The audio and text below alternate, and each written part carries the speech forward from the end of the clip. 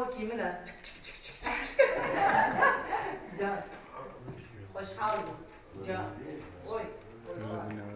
مريم بكي شيء بين سوز بس كار كحبكي يعني مو عالم بلاوته اشتهر ولاتك وقتا قوم بهيس لهولير مالي سالي تشوني هيا من خواست الزيارات بكم تشتكي بو وان شيكم بروجيكي جو ام وان زيارات بكن دلي وان خوش بكن بو درونيا وان بيكوا الفيلم تماشا بكن من خواست جو ام تشتي خو ديروكا خو بيري خو وكالي خو تجار جبير ناكن ولسر سري خو وانا دايما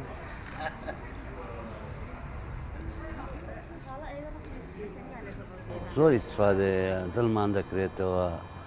لە خۆشی دادەبین هەرواشتی خۆش بێت لەمە دڵمان هەم دەکرێتەوە دڵمان ئەمە بەخۆ ناسکە ئێستا وەکی زاحێری نەماینە تازە ئێستا گۆرانێکم بۆ گوت زۆر بەدڵی بگوتی لەبەر قاتی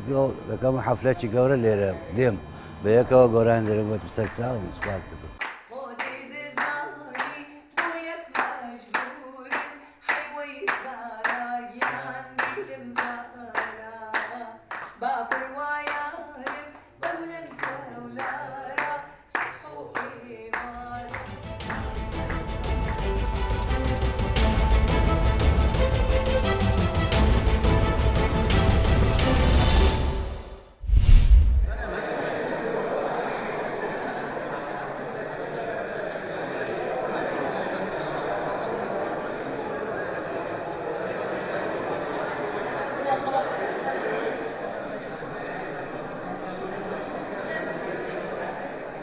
أبا بيشانغون من يو إيكيا كوبيك دهج تشل تابلوين و بألوانات أوفي تشكرين هندكم من حبر كريات نافدا وهندكم من ألوان الدارية كريات نافدا وهندكم جي ألوانات أوفي بتنينا مرة مومنت جي في بيشانغيه أوا كو أساس رقا جواز دم معماري كو هندك رنگ كو نه همي خاني نفسي ايجبن وواجهها وجالك صاده بيتن بلكي واجهك جام بيتن تشب ماتريال بيتن تشب رنگا بيتن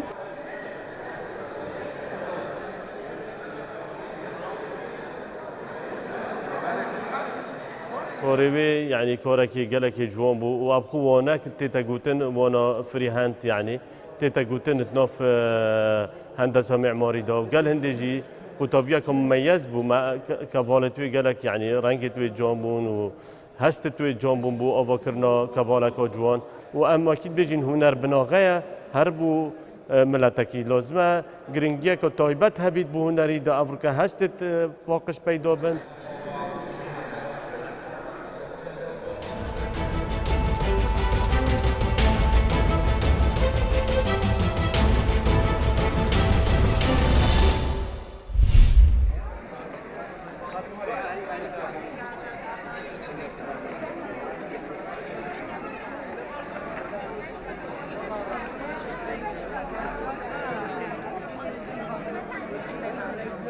ام فستیوالا رک بخاد بۆ زیاتر خزمەتکردنی خەڵکی و زیاتر گرنگیدان بەلایانی تەندروستی خەڵک ئێستا کاتێکی گونجاوە بۆ ئەوەی کە خەڵک زیاتر خۆشیار بکردێتەوە لەبەر ئەوەی ئێستا تەکنەلۆژیا پێشکەوتووە ئێستا ژیان پێشکەوتووە بەهۆی بەها خۆراکیەکان کە ئێمە هەمانە لە ئێستایە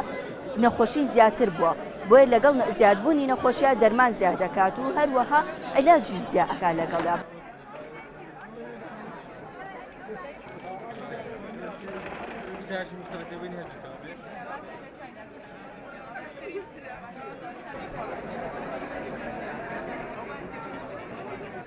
لێرە ئەمانەیە بە خەڵکی بڵێن خەڵک چۆن هۆشیار بێتەوە ئەو زیانانە چونکە خەڵک پێویستە خۆی لێ پارێزێ لە تیشک لە خۆراکی ناتەندروست خەڵک ڕۆژانە لەگەڵ کۆمەڵشتی زۆرا بەرکەوتنی هەیە ئێمە لێرە پێڵین ئەو شتانی کە زەرەری لێ ئەیەن چێلەی دوور بکەوێتەوە ئەو شتانی کە سوودی لێوەرێک دەچێتە زیاتر بەکاری بێنێ و هەروەها ئەمانەوە خەڵکی بەردەوام خوێنکارانی کە وەک ئێمە خوێنکاری زانکۆن هەر ئەوە نەبێ شەهادەیەکیان هەبێتەوە لێرە ئاوا بەشداری ئەم جۆرە فیستیڤاڵانە بکەن بۆ ئەوەی هەم خۆیان زیاتر فێر بن هەم خەڵکی سوودێکیان لێ وەرگرێت